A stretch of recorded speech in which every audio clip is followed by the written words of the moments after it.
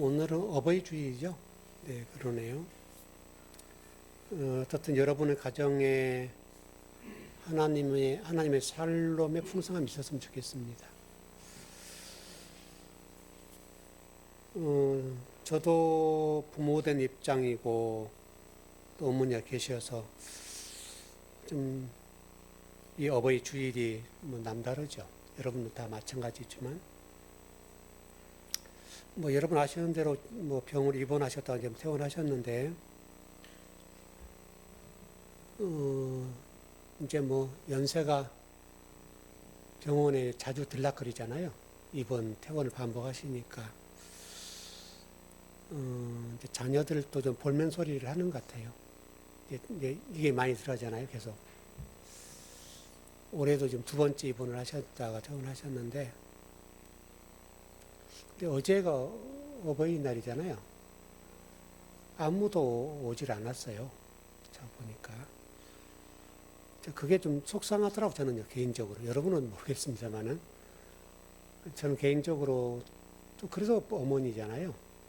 한 사람이라 와서 좀 식사라도 하고 좀 그랬으면 좋았을 텐데, 또 저는 어제는 좀 이렇게 병원 다녀오니까 시간이 좀 안 맞았고 그래서 못 갔는데, 전 이제 목요일에 갔다 왔습니다. 갔다 왔는데, 이제, 그래서 조금, 속이 상한 거죠. 근데 제가 이제 정화를 해드렸는데, 그냥 오늘 지금 본문이 조금 있으면이라는 단어잖아요. 제목이. 뭐, 우리도 언젠가는, 그게 조금이라는 것을 볼 수 있겠고, 언젠가는 자녀들 곁을 떠나고, 또, 우리 성도들 곁을 떠나게 되잖아요. 그러면, 시간이라고 하는 게 많지 않잖아요. 시간이. 이제 저도 어머니 한 분 남으셨는데 뭐 쉽진 않죠. 어렵죠. 어렵긴 한데 또 이제 그 연세면 좀 자녀들 말을 좀 듣고 제 말을 좀 듣고 하면 좋은데 그것도 쉽지 않고 어렵긴 하죠. 제가 오래전부터서 그 뭐랍니까 그 가정 안에 정치가 있다고 말씀드린 적 있죠. 그 정치 권력 좀 내려놓으라고 얘기를 많이 했는데 그걸 안 내려놓은 결과가 이번에 조금 자녀들에게 볼멘 소리를 많이 좀 들었던 그것 같아요. 왜냐하면 그렇다고 해서 무너지지 않잖아요. 왜냐하면 이양을 해줘야 질서가 잡히고 그 다음도 또 우리 어머니들이 잘해도 그럴 텐데 이게 좀 쉽지 않은가 봐요. 이제 저희 어머니는 이게 뭐 골목대장 기질이 있어서 그래요. 예. 좀 그런 기질이 있어서 그러긴 하신데, 그러니까 이제 자녀들 안에서 좀 볼멘서로 나오더라고요. 좀 안타깝죠. 안타까운데, 제가 이제 전화를 드리니까 그러더라고요. 죽어야 되는데 안 죽어서 이 대접을 받는다. 이렇게 얘기하시는 거예요. 속상한 얘기잖아요. 그러면 이제 언젠간 가실 텐데, 뭐 누가 먼저 갈지는 모르겠지만 가시긴 가실 텐데 가시고 나면 이제 영원히 곁에 안 계시는 거잖아요. 이제 그 생각을 하니까 조금 속상한 거죠. 또 평소에 그 뭐랍니까 그 우리 어머니 기질 나올 때 그럴 때 속도 상하고 또 가장 어떻게 보면 제가 많이 힘들거든요. 가장 많이 힘들게 하고 제 속을 뒤집는 분도 그분이고 그긴 한데 또 그러면서도 또 한편으로는 가시게 되면 어떨까?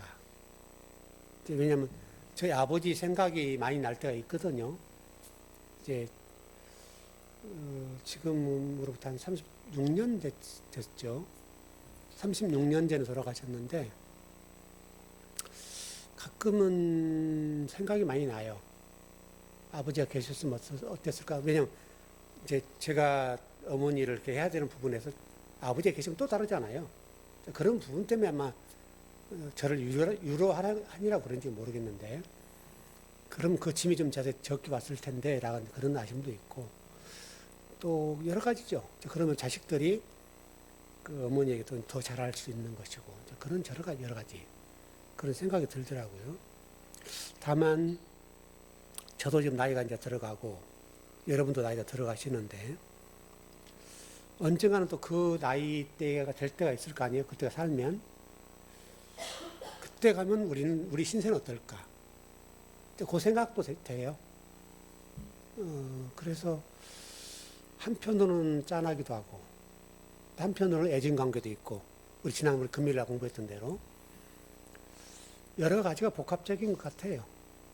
어버이날 지내면서 아마 우리 이제 권사님들도 이제 계시고 또 최 권사님이 아프셔서 못 오시고 그러는데 그분의 입장에서 생각해 보시면 어떻겠어요?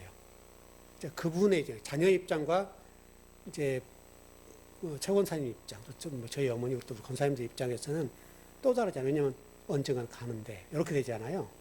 왜냐하면 갈 날이 많이 안 남았으니까. 그게 좀 복잡해요. 그래서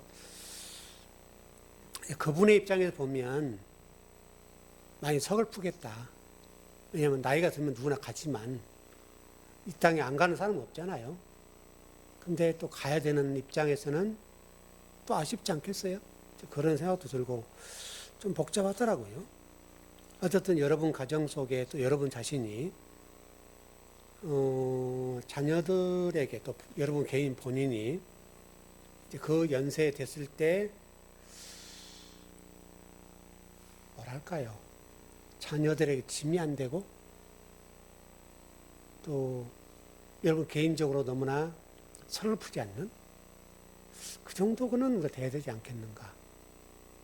그거는 쉽지 않은 얘기죠. 힘 빠지고 이제 병들면 근데 또 거기다가 이제 경제권이 없고 하면 복잡하게 사실 경제권 문제가 심하잖아요. 여러분 우리 연세 드신 고사님들이 경제권만 있어 보세요. 여기 있으면 그래도 이게 버틸만 하잖아요. 그게 좀 많이 아쉽죠. 그래서 어떤 오늘 본문을 들어가 보십시다 한번.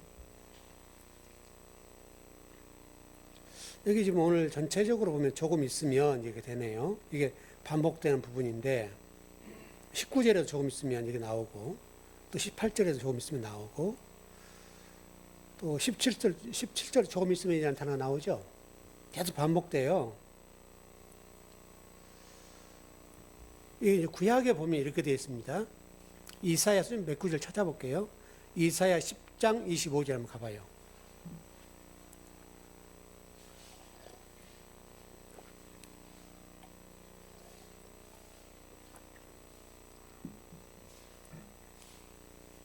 이사야 10장 25절.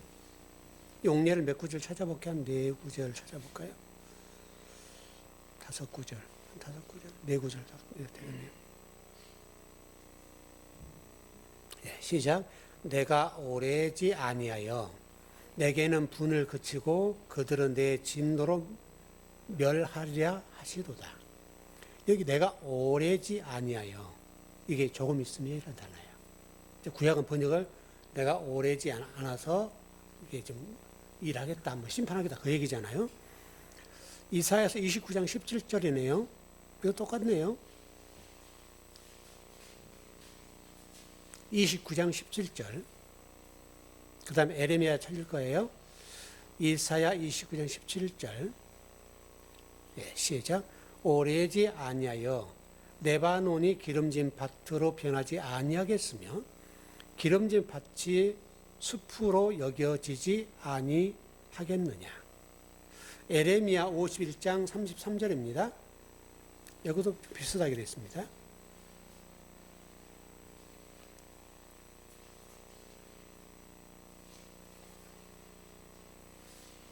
에레미야 51장 33절. 네, 시작. 만군의 여호와 이스라엘 하나님께서 이와 같이 말씀하시되 딸 바벨론은 때가 이른 타작마당과 같으리라. 멀지 않아 추수 때가 이르리라 하시도다. 멀지 않아. 이게 조금 있으면이라는 단어예요. 호세아도 그렇게 됐어요. 그거에 넘어가십시다. 그러니까 호세아서 1장 7절 4절인데 지금 머지 않아라고 하는 말은 가깝다 이런 의미도 있고요. 또 하나는 종말적인 문제가 있고 심판의 문제가 있어요.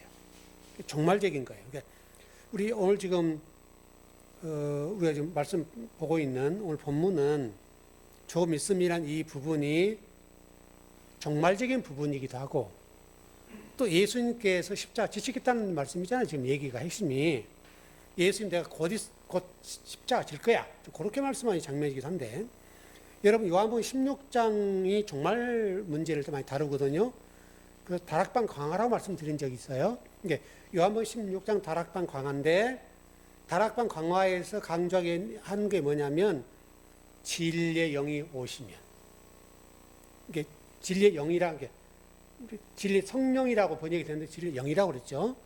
진리의 영이 오시면 진리의 영이 오면 이런 얘기예요. 그러니까 진리의 영이 오면 나는 간다. 그 말이거든요. 내가 가면 진리의 영이 온다. 그런 말이거든요. 그래서 이 부분은 종말과 굉장히 가깝게 돼 있고요. 밀접해요. 그래서 이것을 헬라어 단어로는 엘코마이게 예수님이 십자가까지 돌아가시면 온다. 그 말 엘코마이 온다. 그 말이잖아요. 속히 온다. 그렇게 돼 있어요. 자, 그 정도 정리하죠. 그거는 20절 요한복음 16장 20절 시작. 내가 진실로 진실로 너에게 이르노니 너희는 곡하고 애통하겠으나 세상은 기뻐하리라. 너희는 근심하겠으나 너희 근심이 도리어 기쁨이 되리라. 여러분 이게 지금 그림 언어 같은데 지금 어떤 때 어떻게 지금 하시겠는가 말씀하시는데 예수님 십자가를 지신 이것이 제자들의 슬픔이잖아요. 근데 그것이 어떻게 된다고요? 너희의 근심이 되고 그러는데 그게 기쁨이야. 이렇게 말씀하는 거잖아요. 굉장히 복된 말씀이죠. 죽음을 말씀하시는데 그 죽음이 근심이 될 것인데 그 근심이 기쁨이 될 것이다. 이렇게 말씀하여요. 그래서 이 근심이라는 단어가 좀 헬라어 단어 좀 발음이 어려운데 이 페라는 단어인데요. 걱정한다, 슬퍼하다 그런 뜻이에요. 슬픔, 고통 그런 뜻입니다. 이 단어가 여러분들이 자녀를 양육할 때 오는 고통, 근심, 또 여러분이 오늘 어버이 주일이니까 또 부모님이 살아 계시는데 건강에 문제가 있어서 뭐 병원 들락날락 하시고 그것도 근심이잖아요. 이제 그 근심 아마 이런 정도로 근심을 생각할 수 있는데 어떤 여러분 인생사에 주어지는 근심이다 이렇게 근심을 생각할 수 있는데 여기서 말하는 근심이라고 하는 것은 차원이 달라요. 근원적인 거예요. 근본적인 근원적인 슬픔과 고통을 지금 설명하는 거예요. 고린도후서 7장 10절 한번 가봐요.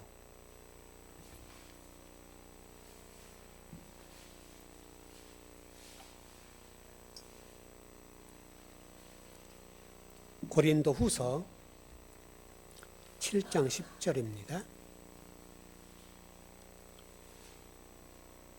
시작. 하나님의 뜻대로 하는 근심은 후회할 것이 없는 구원에 이르게 하는 회개를 이루는 것이요 세상 근심은 사망을 이루는 것이니라. 여러분 우리 신앙생활 말씀을 공부할 때 또 제가 말씀을 공부할 때 뭐 탐구할 때 그 말씀을 가지고 씨름을 하잖아요. 그것도 괴롭잖아요, 여러분. 빨리빨리 풀어지지 않고 해결이 안 되고 해석이 안 되면 얼마나 이게 고통스럽겠어요, 여러분. 바로 그거예요, 이게. 하나님의, 그 고통이 뭐냐면, 근심이 뭐냐면, 하나님의 뜻을 위해서 하는 근심. 이 고통이라고 하는 것은 후회가 없다는 거예요. 그리고 나서 말씀이 짠 풀어질 때. 그러니까 사종일 말씀을 붙잡고 씨름을 하는데 안 풀려요? 여러분, 그럴 때 있잖아요. 공부를 하다 보면, 저도 오랫동안 공부를 했는데, 해결이 안 될 때가 있어요. 그러면 이런 주석서로는 답이 안 나오는 거니까 해결이 안 되는데, 그럼 이제 그 말씀을 가지고 계속 묵상을 하는 거예요. 그래서 운전을 하고 가더라도 거기 묵상하고 생각하고 그게 뭘까? 왜 이게 해결이 안 되지? 원문보다 해결이 안 된 게 많아요. 그런 근심을 막 하는 거죠. 근데 어느 순간 번쩍 하는 거예요, 번쩍. 딱 해결되는 거죠. 근데 그 말씀을 붙잡고 씨름하고 고민하고 묵상하고 씨름을 할 때 어느 순간에 딱 열리는데 바로 그 후회를 얘기하는 거예요. 근데 그거는 후회할 것이 없는 거라는 거예요. 그러니까 여러분과 제가 하나님의 나라와 진리를 위해서 근심하고 걱정하고 그렇다면 힘들죠. 힘들지만 왜 근심이 없는 거냐면 구원에 이르게 하는 거니까. 또 여러분에게 그 말씀을 가르친다고 하는 기쁨이 있잖아요. 여러분 사실 여러분에게 제가 말씀을 안 가르친다면 제가 공부할 이유가 없잖아요. 없어요. 근데 여러분에게 가르치고 여러분의 신앙생활에 유익을 주고 구원에 이르기에 도움이 되는 말씀이기 때문에 그 걱정과 근심이라고 하는 것은 후회할 게 없다는 거예요. 그건 세상적인 거. 세상적인 것은 사망에 이른대요. 그러니까 그 근심이 사망에 이른다. 이게 바로 이 근원적인 문제예요. 그러니까 아까 제가 근본적인 근심이라고 그랬는데 바로 그런 근심은 후회할 게 없다 이거예요. 여러분과 제가 그런 근심을 했으면 좋겠어요. 세상에 근심이 없을 수는 없죠, 우리 여러분. 우리 인생을 살아가는 데 있어서. 근데 그것은 시간 지나면 해결돼요. 여러분 그러지 않아요? 여러분 인생 살아보셨던 것처럼 당장은 죽을 것 같고 숨이 넘어갈 것 같은데 근데 뭐 그 근심한다고 해서 해결되는 게 아니고요. 시간 되면 해결돼요. 어떻게 됐든 시간에. 그것을 너무나 우리가 매달리지 말자. 그렇게 보는 거고요. 자, 히브리서 11장 11절 가봐요. 히브리서 12장 11절입니다.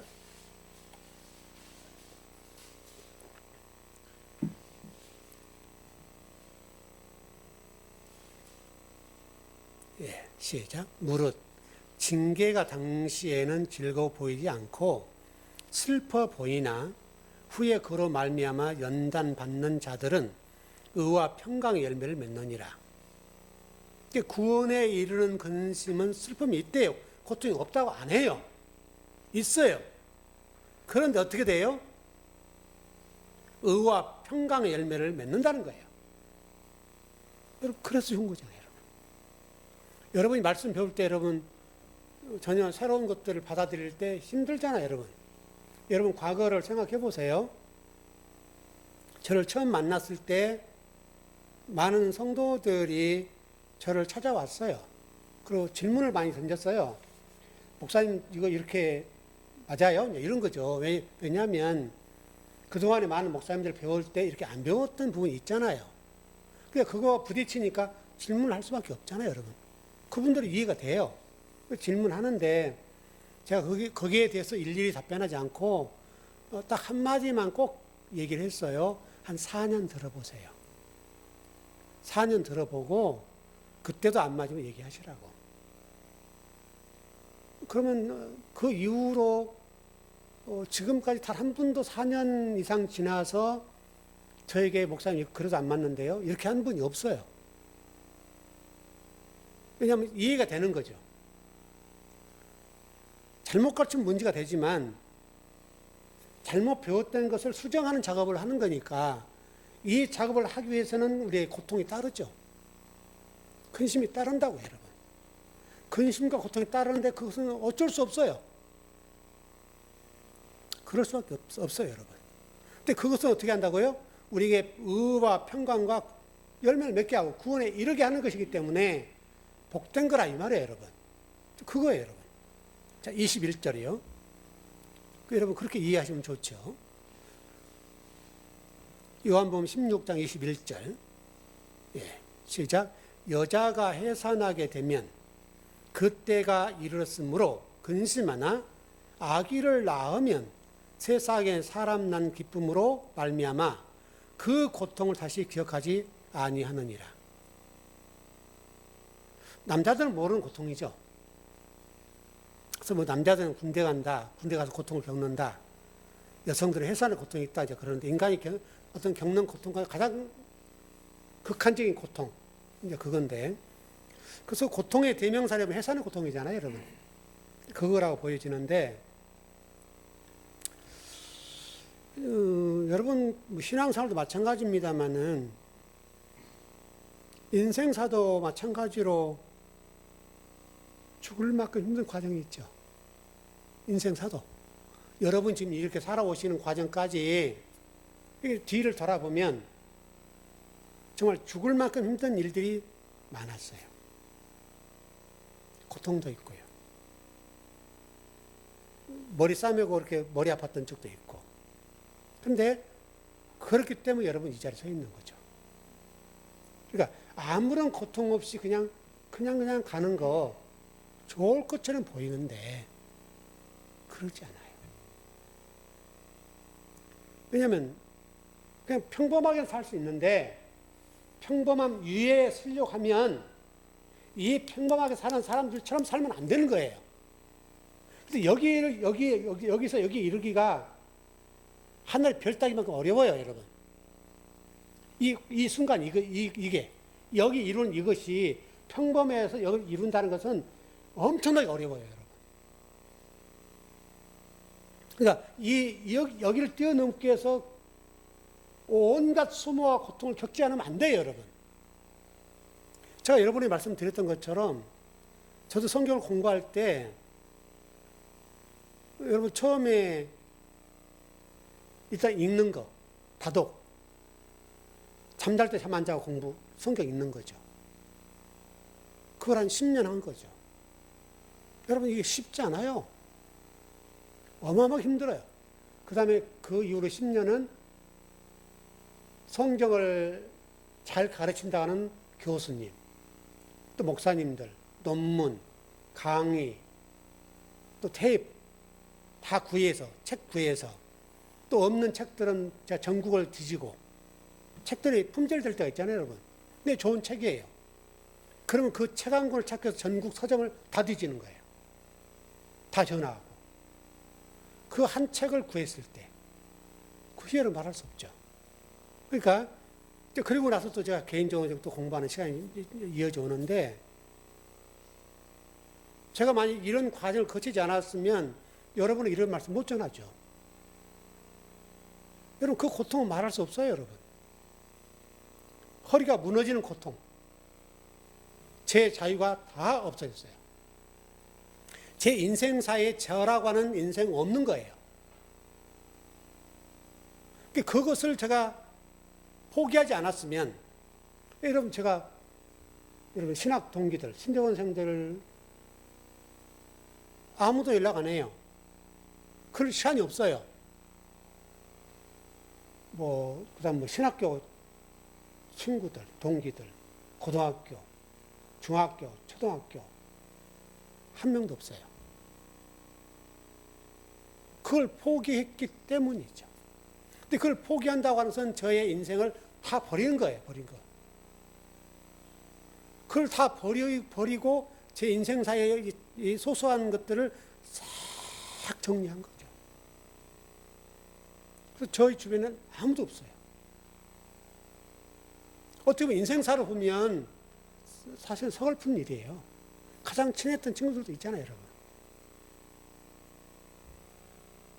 그걸 포기했기 때문에 그나마 이 정도 온 거예요, 이 정도. 그걸 포기하지 않았다고 한다면 이거 못하죠. 그건 저에게 어떤 고통인 거예요. 왜냐하면 저 인생의 통째를 싹 버리는 거니까. 인간관계를 다 버린 거잖아요, 여러분. 여러분도 마찬가지일 거예요. 여러분들이 우리 즐거운 교회에서 신앙생활을 하시면서 평범한 성도로 살지 않는 건데 여러분들도 그런 부분이 있을 거예요. 여러분들도 포기한 게 많단 말이에요. 왜? 말씀을 따라가다 보니까 포기한 게 너무도 많은 거예요. 그게 해산의 고통만큼 어려운 거예요, 여러분. 여러분의 속마음을 누군가 털어놓고 싶을 때가 있잖아요, 여러분. 그러지 않겠어요? 목사도 마찬가지죠, 여러분. 근데 누구와도 그런 얘기를 할 수 있는 것이 없어요. 저에게는 그게 고통이에요. 근데 한 번도 제가 지금 여기 오는 동안에 그것을 의식한 적이 없어요. 저는 그게 감사해요.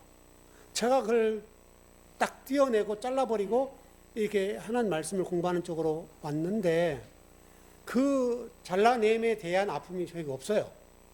왜? 전 당연하다고 생각했어요, 이거에. 왜?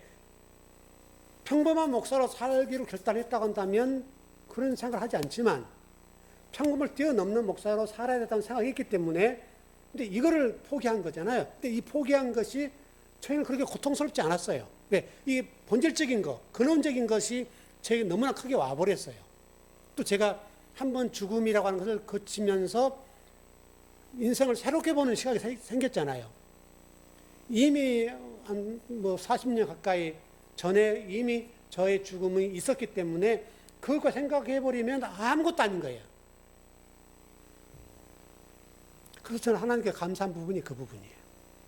제가 죽음의 고통 사선을 뛰어넘는 의사들이 포기했던 상황까지 갔지만 그래서 저를 살리셔서 제가 이렇게 이 자리에 서 있는 이 자체가 40년을 더 살았단 말이에요. 하나님이 할 말이 있어요, 없어요? 할 말이 없죠, 여러분. 여러분에게도 그런 고통이 있겠는데 그러나 여러분이 평범한 신앙인으로 살려고 했다고 한다면 여러분 이 자리에 못 와요. 또 여러분이 그런 말씀을 수용하고 이게 받아들이는 부분들이 때로는 고통스럽겠죠. 왜? 과거 걸 버려야 되니까. 여러분 과거 신앙 상황을 통째로 싹 버려야 되잖아요. 여러분 그것이 얼마나 고통스러운 거예요, 여러분. 왜냐면 내 인생이 지워지는 느낌이니까. 내가 그동안 신앙생활을 열심히 했던 그것을 지우개로 지워버리듯이 없어져야 된단 말이에요. 그것이 고통이죠.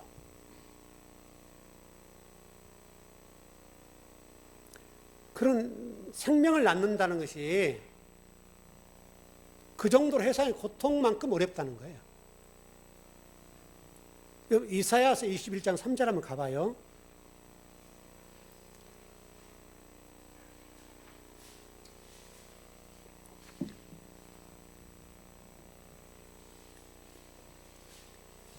이사야 21장 3절.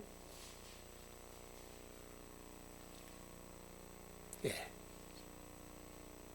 시작. 이러므로 나의 요통이 심하여 해산이 임박한 여인의 고통 같은 고통이 나를 엄습하였으므로 내가 괴로워서 듣지 못하며 놀라서 보지 못하도다. 용례가 쭉 나오는데 다 찾아오려면 그러니까 26장 17절 한번 가봐요. 17절 19절.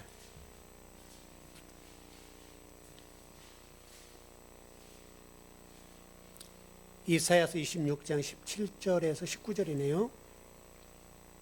예, 시작. 여호와여 잉태한 여인이 산기가 임박하여 상고를 겪으며 부르짖음같이 우리가 주 앞에서 그와 같으리이다. 우리가 잉태하고 상고를 당하였을지라도 바람을 낳은 것 같아서 땅에 구원을 베풀지 못하였고 세계의 거민을 출산하지 못하였나이다. 주의 죽은 자들은 살아나고 그들의 시체들은 일어나리이다. 티끌에 누운 자들아 너희는 깨어 노래하라. 주의 이슬은 빛난 이슬이니 땅이 죽은 자들을 내놓으리로다. 지금 여러분 이게 지금 잉태한 여인과 구원을 이렇게 연결해 놓고 있어요. 19절에 죽은 자가 살아났다. 이 말씀이 있는 것처럼 잉태라고 하는 것과 구원의 문제를 하나로 본단 말이죠. 하나로. 이게 같이 이루어지는 같이. 죽은 게 예수님의 죽음과 부활이 같이 이루어진 것처럼 똑같단 말이죠. 여러분 유명한 해산의 고통에 관한 창세기 말씀이 있죠. 창세기 3장으로 한번 가봐요. 15절 16절입니다.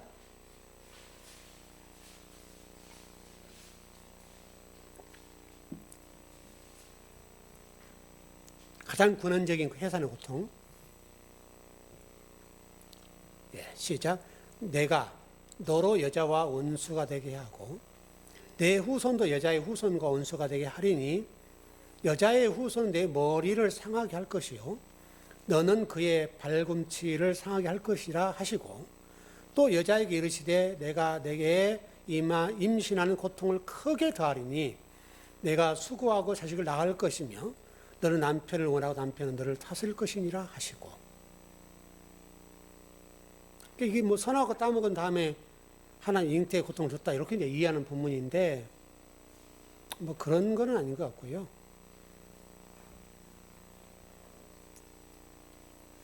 여기 내용을 보면 너는 남편을 원하고 남편 너를 다스린다 했기 때문에 아담과 하와 부부 얘기에서 남편 얘기하는 게 아니에요, 여러분. 이 본문을 잘못 이해하면 안 돼요. 이 지금 잉태하는 고통이라고 하는 부분과 해산의 고통, 이것들을 그 여성이기 때문에 이것이 아니라 우리 영적인 문제를 다루는 거예요. 그리고 실질적으로 너는 남편을 원하고 남편을 너를 다스린다라고 되어 있는데, 너는 아담에게 이런 이렇게 높여야 돼 이런 얘기 아니라고요. 이 이야기는 예수 그리스도 얘기하는 거예요.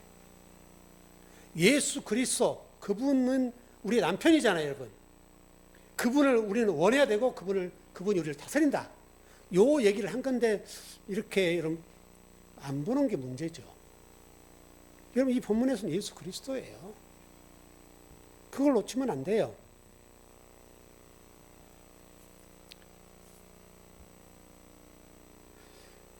요한계시록 12장 1절 2절 한번 가봐요. 똑같은 본문이에요.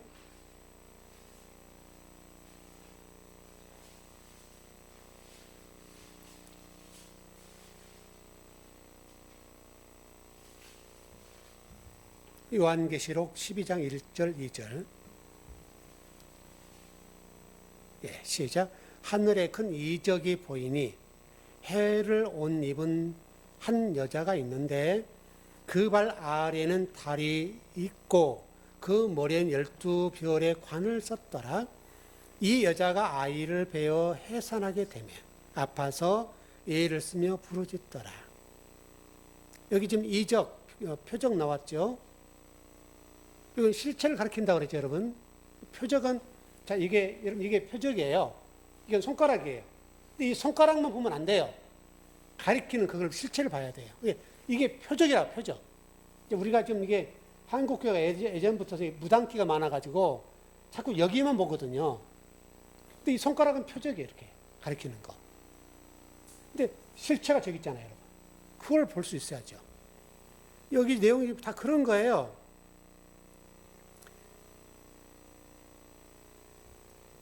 여러분, 뭐예요? 창세기 37장에 가보면, 제가 예전에 해석을 해드렸는데, 요셉 얘기가 나오죠? 요셉 꿈 얘기가 나오잖아요, 여러분. 그래서 요셉 꿈 얘기가 뭐라고 나오냐면, 해달 별 얘기가 나오면서, 그 모든 해달 별과 이거 해서, 단위, 다 요셉에게 절한다. 이런 장면이잖아요. 그래서 요셉이 그 형들의 우두머리 된다. 이런 식으로 해석하는 건데요. 근데 그 이야기는 이스라엘을 얘기하는 거고 교회 얘기하는 거예요. 이스라엘과 교회를 이렇게 설명하는 건데 요셉을 이렇게 세우는 게, 여러분 성경에서는 우리 인간을 이렇게 높이진 않아요, 여러분. 모든 게 그리스도 교회를 얘기하는 것이지, 잘못 이해하면 그렇게 보는 거예요. 해달별이 형들인데 다 요셉에게 머리를 숙인다 이렇게 이해하는 거예요. 그래서 잘못 해석하면 이게 막 적용해가지고 교회에서 설교를 이렇게 하긴 하는데, 은혜스럽긴 하지만 그런 건 아니에요. 교회 얘기예요, 교회. 교회, 또 여자를 통해서 하나님께서 아들 낳는 과정을 통해서 우리에게 구원 과정을 설명하려고 하는 것이지. 여러분, 성경은 다 예수 그리스도에 관한 것이고 구원의 얘기예요. 그 스토리와 전개 방식이 좀 다를 뿐이지, 모든 얘기는 여러분과 예수님에 관한 얘기예요. 그것을 구원과 연결해서 얘기하고 있어요, 전부 다. 그 내용은 다 같아요. 갈라디아서 한번 봐봐요. 4장 19절.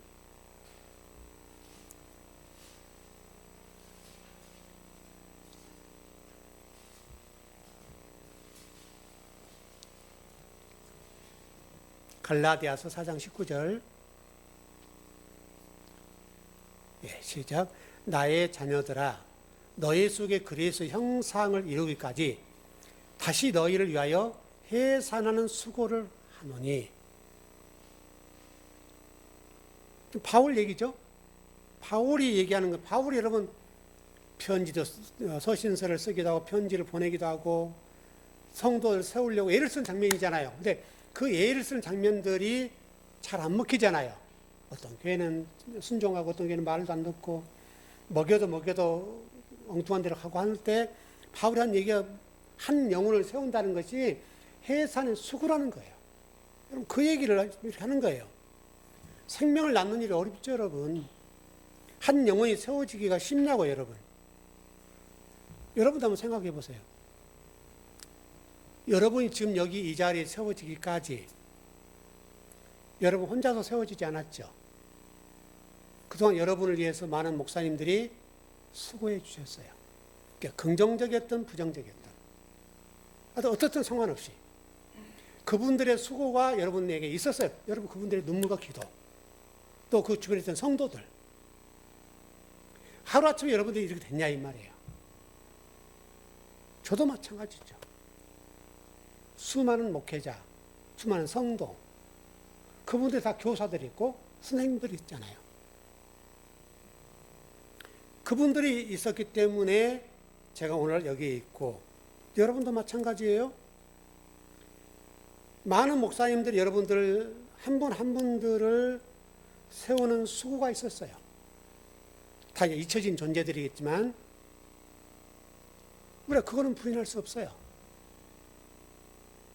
여러분 생각을 해보세요. 그분들이 쫙 생각해보시면 몇 분들 목사님 딱 떠오를 거 아니에요. 이름은 잊었을지 몰라도 그분들의 땀과 눈물과 또 말씀을 잘 전했든 못 전했든 분량에서 여러분 영혼을 구원하고 세우려고 했던 건 분명하잖아요.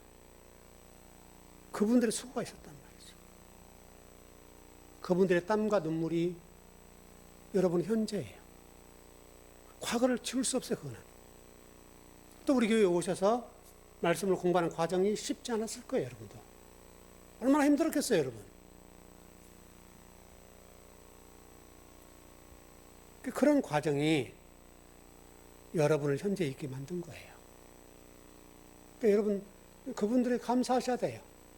다 잊혀진 존재들이지만 지나온 과정 속에 그분들이 계셔서 여러분이 있는 거죠. 제가 웬만한 책들은 다 버렸는데요.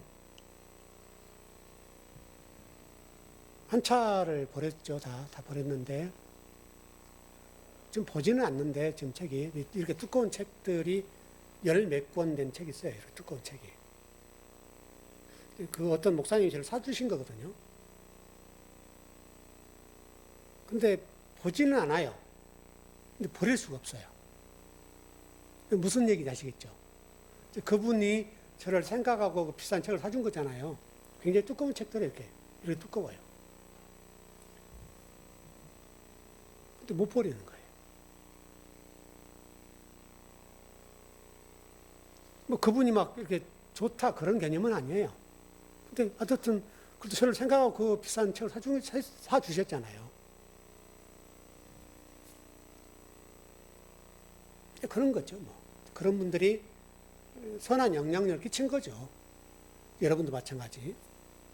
그 부분을 생각하고 여러분 현재 위치에 이렇게 세워진 것을 생각해 보면서 한 번 정도 여러분 기도 속에 목사님들에게 감사할 수 있는 기도 한마디 정도 하면 좋지 않겠어요? 그러면 또 그것도 그분들은 모르겠지만 또 그것도 괜찮은 것 같아요. 또 우리가 어버이주를 만났으니까 그것도 좀 괜찮겠다 싶긴 해요. 여러분의 영혼이 여기까지 세워지는 과정 속에 수많은 성도와 수많은 목회자들 눈물과 땀이 있었다는 사실은 분명하고 그건 변하지 않아요. 그게 감사했으면 좋겠다. 자, 그런데 그럼에도 불구하고 여러분들이 하나님의 사람으로 구원의 자리에 이르는 과정에 방해자가 있더라 그거예요.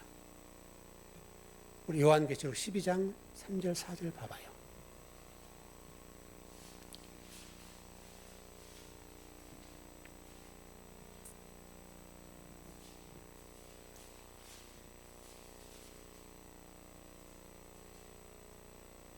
예, 시작. 하늘에 또 다른 이적이 보이니 보라 한 큰 붉은 용이 있어 머리가 7이요 뿔이 10이라. 그 여러 머리에 7 왕관이 있는데 그 꼬리가 하늘의 별 3분의 1을 끌어다가 땅에 던지더라. 용이 해산하려는 여자 앞에서 그가 해산하면 그 아이를 삼키고자 하더니. 용 얘기네요. 12장 9절은 제가 읽어드릴게요. 그냥. 큰 용이 내 쫓기니 옛뱀 곧 마귀라고도 하고 사탄이라고도 하며 온 천하를 꿰는 자라. 그가 땅으로 내쫓기리니 그의 사자들도 그와 함께 내쫓기리라. 옛뱀이죠. 창세기 3장 얘기죠, 여러분. 뱀 얘기입니다. 여러분, 우리는 이제 공부했어요, 이거요. 공부했는데 사탄이 뭔지 용이 뭔지 옛뱀이 뭔지를 분명히 정해야 돼요. 여러분 고린도후서 11장 가봐요. 3절 4절.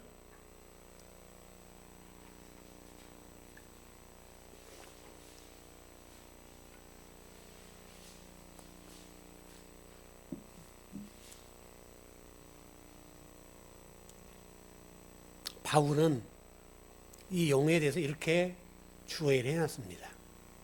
그러니까 여러분 성경대로만 믿으면 돼요. 고린도후서 11장 3절 4절 시작. 뱀이 그 관계로 하와를 미혹한 것 같이 너희 마음이 그리스도를 향하는 진실함과 깨끗함에서 떠나 부패할까 두려워하노라. 만일 누가 가서 우리를 전파하지 아니한 다른 예수를 전파하거나 혹은 너희가 받지 아니한 다른 영을 받게 하거나 혹은 너희가 받지 아니한 다른 복음을 받게 할 때에는 너희가 잘 용납하는구나. 이 여러분 성도들 그래서 바울이 지금 고민이 뭐예요? 고린도 교회를 보니까 다른 복음을 전하고 다른 영을 전하고 다른 예수를 전하는데 너무나 잘 받아들인다는 거예요. 그게 지금 바울은 뱀이라고 얘기하고 옛뱀이라고 얘기를 하고 용이라고 얘기한단 말이죠. 그게 사탄이라고 하는 건데 왜 그걸 용납하니라고 고린도 교회에 지금 서신을 보낸 거예요. 여러분 예수님께서 바리새인과 서기관들 향해서 말하잖아요. 말씀할 때 뭐라고 말씀하셨어요? 이 뱀아 이 독사의 새끼들아. 그렇게 여러분 얘기하시잖아요. 요한복음 8장 44절입니다. 여러분 이거 잊어버리면 안 돼요. 여러분 이 본문은.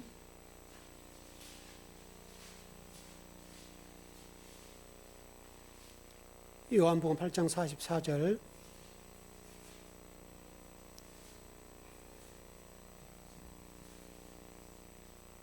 예, 시작. 너희는 너희 아비 마귀에게서 났으니 너희 아비의 욕심대로 너희도 행하고자 하느니라. 그는 처음부터 살인한 자요 진리가 그 속에 없으므로 진리에 서지 못하고 거짓을 말할 때마다 제 것으로 말하나니 이는 그가 거짓말쟁이요 거짓의 아비가 되었음이라. 거짓의 아비가 여러분 사탄이라는 거예요. 그게 여러분 어떤 형체를 가지거나 영적인 동물이 영적인 존재가 아니라는 거예요. 누가 그렇다는 거예요, 여러분? 거짓 선지자야, 여러분. 거짓 선지자. 예수님 당시엔 바리새인 서기관들. 그래서 그들을 향해서 이 독사의 새끼들아 그러잖아요.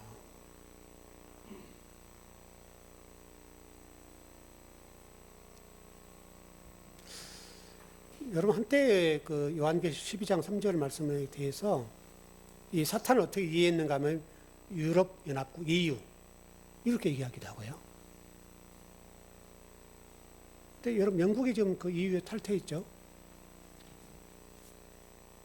그러니까 우리가 얼마나 성경을 여러분 조금만 우리 좀 그 생각해 보면 간단하게 해석이 될 건데 여러분 2000년 전에 사도 요한계시를 쓸 때 기록할 때 유럽 연합이 있었어요, 없었어요? 여러분 없었잖아요. 여러분 너무 간단하지 않아요? 근데 왜 이런 논리를 얘기를 안 하는지 모르겠어요. 그러니까 2000년 전에 사도 바울이 요한계시록을 기록할 때 유럽 연합이라는 자체가 없었고요, 기구가 없었고요, 이유가 없었어요, 여러분. 너무나 간단한 건데 왜 이렇게 하는데 성도들은 환호를 하고 이렇게 하는지 모르겠어요, 여러분.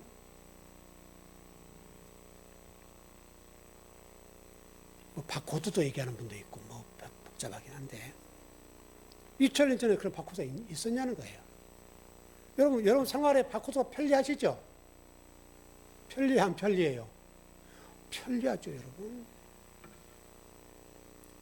물론 여러 가지 뭐좀 좋은 점도 나쁜 점이 있겠지만 다 좋지는 않겠죠.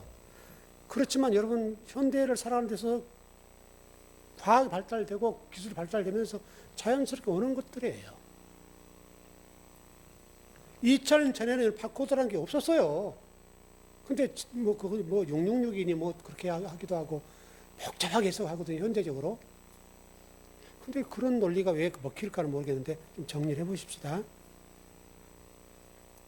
좀만 우리가 그래서 여러분 라오디아 교회를 향해서 예수님 말씀하신 게 있잖아요. 사도 요한을 통해서 머리는 어떻게 차갑게, 가슴은 뜨겁게, 차지도 덮지도 않는단 말이에요. 그 말이란 말이에요. 말씀을 받을 때는 아멘 하기 전에 생각해보고 그냥 목회자가 말했기 때문에 아멘 할 게 아니라 한번 생각을 해보라는 거예요. 지금 냉정하게 이성적으로 판단하고 여러분 성경을 해석할 때 이성적으로 굉장히 가야 돼요. 하나님 말씀 영적인 것이지만 이성적으로 판단을 해야 돼요, 여러분. 그렇지 않으면 잘못 갈 수가 있어요. 그래서 라오디아 교회 하신 말씀이 저는 이 시대에 너무나 필요하다고 봐요.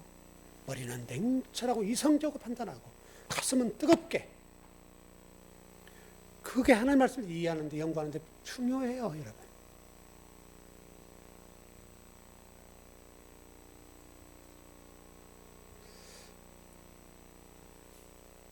우리가 말씀을 배우고 끊임없이 이렇게 주일마다 예배를 드림이 그냥 시간 낭비가 아니라 성경 계속해서 우리들에게 말씀을 먹이고 잉태하는 과정, 잉태하는 과정과 해산의 고통의 과정을 통해서, 왜냐하면 또 해산의 고통의 과정을 통해서 말씀을 버릴 게 있잖아, 우리에게.